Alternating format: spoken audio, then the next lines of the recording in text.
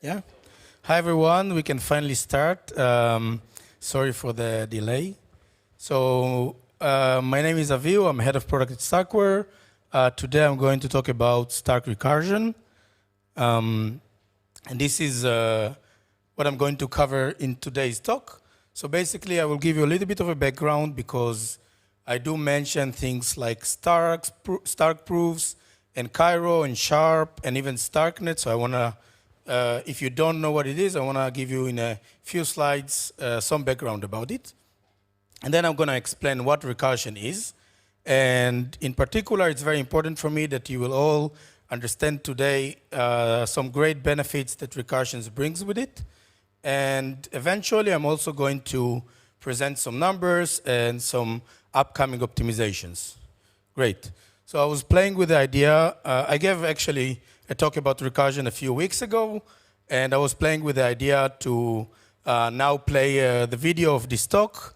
And in this talk, I will get to this point, and then I will click and play the video of this talk, and so on and so forth. But eventually, I voted against having stupid recursion jokes in the presentation, so you won't see that now.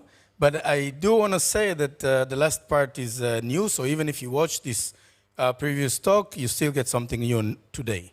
Okay, great. So here behind me, I was told not to move too much from the stand. So behind me, you can see the topics that I'm going to cover now. It's going to be a crash course, so like 3 slides. I'm going to speak about proofs, Cairo and Sharp.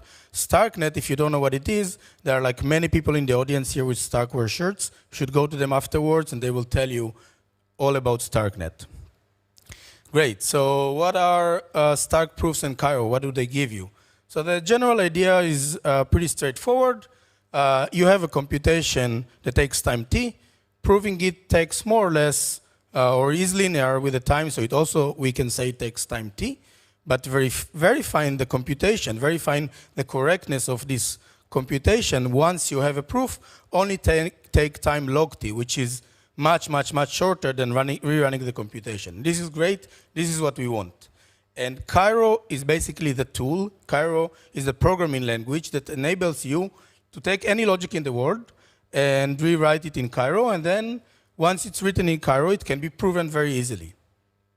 So here's an illustration. You have some logic that you wanted to prove. You rewrote this logic as a Cairo program. Great.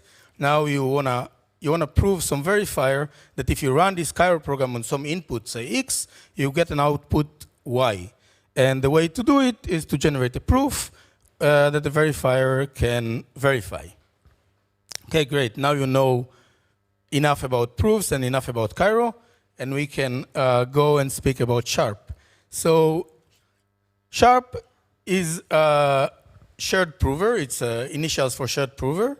And what it gives us is the following. Suppose you have many different Cairo programs with many different inputs. You have a Cairo program for StarkX, immutable, let's say, and a different Cairo program for Stark XOR, and another Cairo program for Starknet. Those Cairo programs, they represent different logic, and they can have different inputs. But at the end of the day, you don't want to get to a point where you generate a proof for each Cairo program separately. Why? It's because it's wasteful. If you do that, then at the end of the day, you're going to pay lots of millions of gas per every single program. So what Sharps gives you is, given different Cairo programs with different inputs, you can still generate a single proof that attests to the validity of all those programs with all those new inputs. So every job here is a program and input, and the proof show correctness for all those jobs simultaneously, which is amazing and can save a lot of gas. And this is how we work today on Ethereum. Okay, now you have all the background you need, and we can talk about recursion. So, does anyone know this TV show? Great, great. I love this TV show. It's called Rick and Morty. And this specific episode is from some episode that I think explain very well, or shows very well what we do in Stark Recursion. So there is this crazy scientist, Rick, and he has this spaceship, and the spaceship gets broken, and the problem is on the engine. And it turns out that Rick has built a full universe, includes many, many green creatures, that all their purpose in life is basically work to run his battery. And those creatures, so Rick finds out, they realize that at some point, and they create their own universe to run the battery for them. And this universe, at their turn, they created their own universe to run this battery, which they have to run. And you understand the basic idea here. So the same goes with recursion. So what is recursion? Basically, this is what we got used to do so far. We had an original program we wanted to prove. We proved it, and then we had some verifier program that verified this proof, verified the execution. Sorry. But this verifier is a program by itself, and because it's a program by itself, you can also generate a proof, not for the original program only, but you can also generate a proof and prove the verifier program running itself, right? So instead of verify the proof of the original program, you can verify the verification of the proof. And you can even prove the verification of the verification, and so on and so forth. So every box in this diagram is a different program that you can prove. And you can do it many, many, many times, and this is basically what we are doing. This is basically what we call Stark recursion. Okay, I'll give you a second.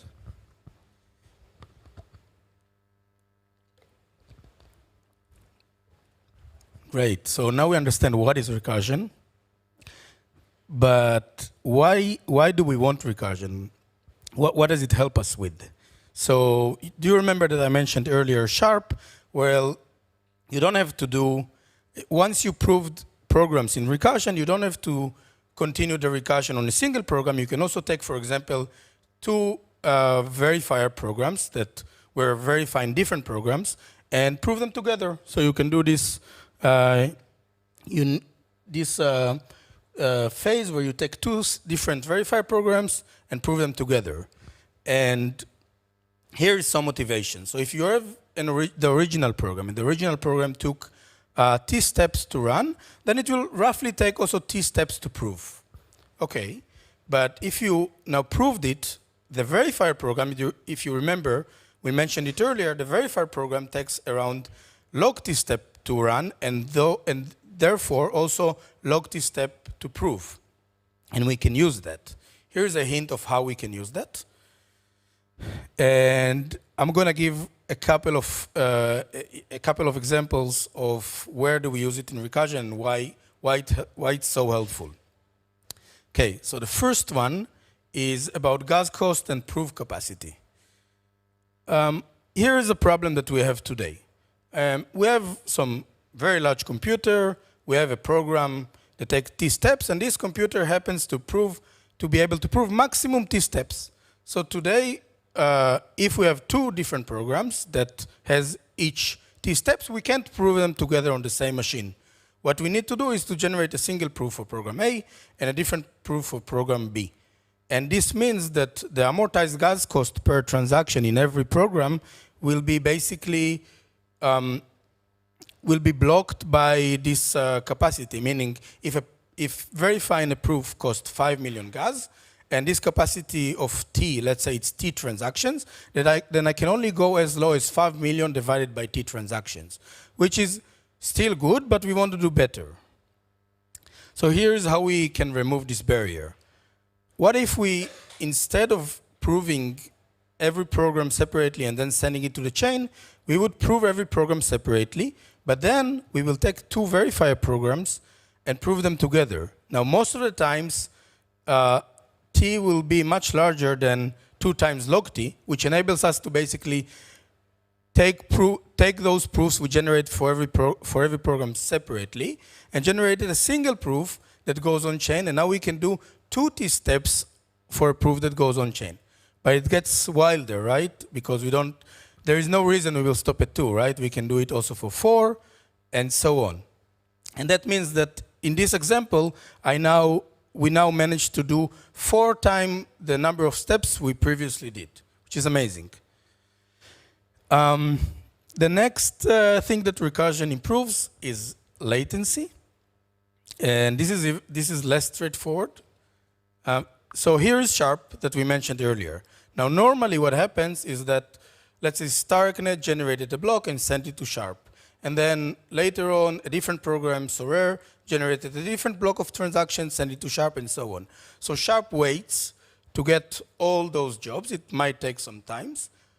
And then once he has enough jobs or there is enough time that elapsed, then it can generate a proof. So you wait twice. You wait for all those transactions to be included, and then you wait again for the proof to be generated.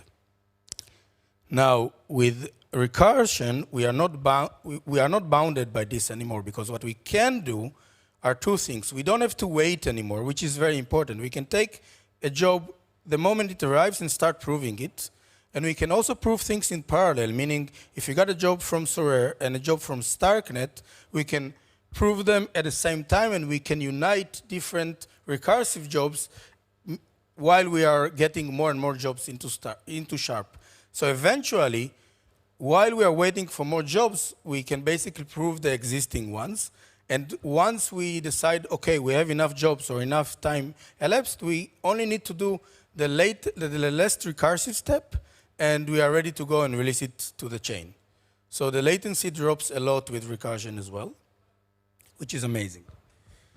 Okay, another topic which is a bit separate from recursion, but I think it's important to mention here, is that one of layer 3. Now this picture that you see here, it says two things. One is that I draw the layers differently than most of the world, because I like to see Ethereum on the top and then all the layers beneath it. And the other thing is that you don't even have to stop at layer 3, that you can go to layer 4 and so on and so forth. So what is layer 3? Here's the basic idea. Up until today, what we are used to is that we have on Ethereum a solidity verifier, and we have some layer 2 on top of it. And what it means is that this layer 2 generate blocks with transaction, and those transactions are being proven, and the proof sent to the solidity verifier. But in fact, we don't have to just end there. We can take the Cairo verifier program that we mentioned earlier for the recursion and deploy it on StarkNet, and then we can take any other program in the world, let it be another StarkNet program or a different StarkX Cairo program, or even a different implementation in Cairo of any VM. So it can be a ZK VM or an Orbit VM. You can take any VM in the world, implement it in Cairo, and then prove it and send the proofs to the Cairo verifier on layer 2, which is amazing. And I'm very curious to see what other kinds of Cairo programs and VMs will appear as layer 3s over the year. And the benefit here is that those layer 3, they can have their own zone, so they don't take, for example, layer 2 storage, but they can still communicate through layer 2, which is much cheaper than communicating through layer 1. So it can be an interesting universe where people deploy their EVM contracts on one layer 3 and running their StackX transaction on another, and so on and so forth. Okay, one last point, which is a simpler solidity verifier, and I will give a very specific example. So in Cairo, we have what we call built-ins. A built-in is basically a more efficient way to represent a specific function. And when I say more efficient, I mean more efficient to prove than just write it in Cairo directly. But every such, I'll give an example, Ketchuk hash function, if you want it to be proven more efficiently, we will probably want to have a built-in for it, and a representation in error for those of you who are familiar. But there is a problem here, and the problem is that once you work on such a built-in, say Ketchuk built-in, now if you want to add it to the existing prover, then you need to add it to the solidity verifier. And in Starks, it potentially means that you have a more complex solidity verifier, because you have, for example, more constraints and more computation to do on the verifier side. And we don't want that. We don't want to pay more gas for every new built-in that we add. So with Recursion, let us do this, which basically means that now the solidity verifier can still stay a simple verifier, doesn't need to know anything about those constraints. And we only tell the constraints to the verifiers in the higher level of the recursion. So what it means is that we can now introduce more built-ins faster without additional gas cost and without adding more complexity on the solidity verifier. We do all the work on the Cairo side. Okay, here's the example with the Kajak. I want to give a little bit of some numbers and talk about optimizations. I won't touch too much. I won't go too much deep into this because I only have 5 minutes, and I want to also leave some few minutes to questions. So here are some news. The first version is going to be live in production in less than a month, and probably it's not a commitment, but most likely on the second week of August, if everything goes well. And this is only a very first version that works in production, so it's not just highly optimized.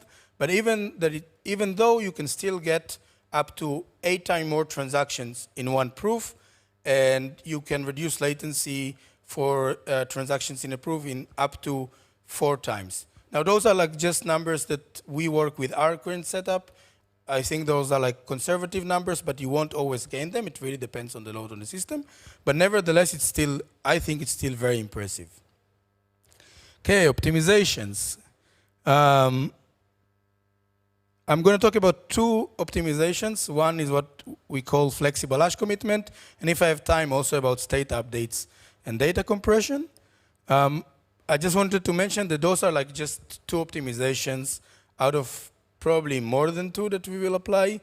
And the way that we currently work is that we think on optimizations and trying to improve our recursion, then we recurse better, and then we repeat one. So it's a loop, it's not a recursion here. Okay. This guy, I think, is Mr. Pedersen, and he is the one, it was hard to find this picture. He's the one supposedly invented the Pedersen hash, which is a great hash to prove, but it's very slow to compute. On the other hand, we have the hashes that people know and have been using for several years now. So one example is Blake, which is very fast to compute on your computer, but it's not very efficient to prove. And what we have today, basically, in the prover, we have a computation for a commitment tree, which if you don't know what it is, it doesn't really matter right now. But it means that we compute many, many hashes in a Merkle tree. All of those hashes are of type Blake. And what we want is to replace some of the hashes in this tree with a Pedersen hash instead of Blake. So basically this, right? And why do we want to do that? What do we gain? So here's what we get, and in a second I will talk about what we pay. What we get is a more efficient Cairo verifier program. Why? Because what a verifier does, it doesn't really go over the entire tree, otherwise it wouldn't be succinct. Instead, it picks, or it randomly picks some paths in this tree and only verifies them. So for the verifier, taking, for example, 22 out of 32 levels in the tree will affect in potentially very large saving on the verifier program side when you want to prove it, which is great. But now you will ask, okay, but you pay something on the prover side, right? Which is true. I do pay something on the prover side because let's take an example. Let's say that 22 out of 32 levels on this tree are Pedersen, and the rest are still Blake. So you would say, oh, you look at this area of those triangles. It's very big, and it takes a lot of the computation for the prover. But this is a misleading picture, this right here, because the Merkle tree looks more. It's even more extreme. I couldn't draw it. My drawing skills are poor. But it's more extreme than this. Every layer is double the previous layer. So if I take the first 22 layers of the tree, right, it's only about 1 out of thousands of hashes in the tree, which means that even if I pay, let's say I pay 1,000 times, I don't know what are the exact numbers, but let's say I pay 1,000 times more for every Pedersen hash for the prover to compute over Blake, then in this construction, which is just an example, I will pay only 2 times on this entire tree and only 1.2 extra overhead for the entire prover. So I save the verifier a lot, let's say a factor of 3 or 8 or something in between. It really, I don't want to get into exactly why it saves more than 3. But for the prover, it only costs a little. So overall, I get a speed up, which is, in fact, surprisingly pretty big speed up. Okay, I don't know if do I have time to one more optimization? Okay, I'll go for it. I'm going to run it very fast. If you didn't understand me, you can come to me later with this. So today, there is still some cost with every recursive leaf, if you want, or recursive job. And this cost is because every job separately represents state transition and separately includes data that has to be published. And today it means that even if I do like the most efficient recursion, I can only go that much to how low or how small every job can be.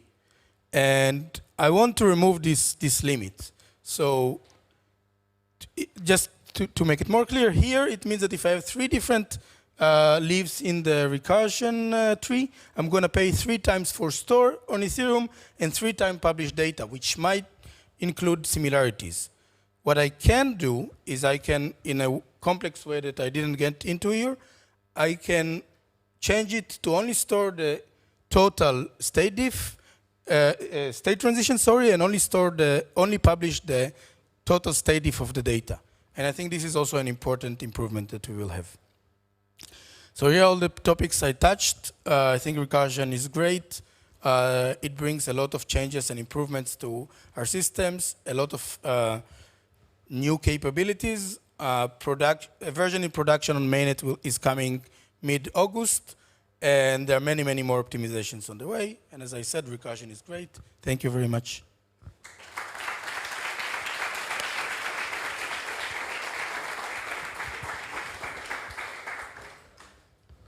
Are there any questions? I don't know if we have time, but...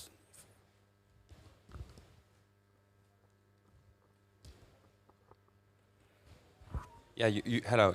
Thank you for the talk. You mentioned this really important assumption that if a computation takes like around t steps, the proof is like at most t or like around t also.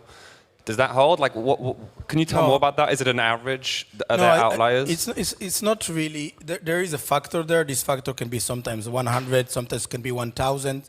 It really depends on the computation. There are some computations that are very hard to prove. For example, if you take a Ketchak hash, it doesn't have a structure that you can use. But I'll give like the other example is if you take Pedersen hash, it has a lot of algebraic structure you can use. And it really varies a lot. So on Pedersen, maybe it will be, I don't know what, 20, 40 times, let's say 40 times more than the computation. And on Ketchak, it can be over 1,000. So is that like a big limitation? Because when you're doing the recursion and you start parallelizing the proofs, you're still kind of blocked by the slowest one, right? So if you have an outlier, like you're describing? Yeah, correct. So eventually, it's very good questions.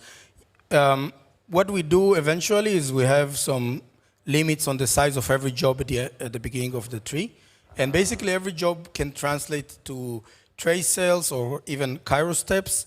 And we are targeting every job to be more or less at the same size and not too small and not too big. Got it, okay. Not too big because we don't want to delay all other jobs, and not too small because if you go into too much small jobs, then you will end up having the job smaller than the recursive step. Cool, thank you. Okay, thank you very much.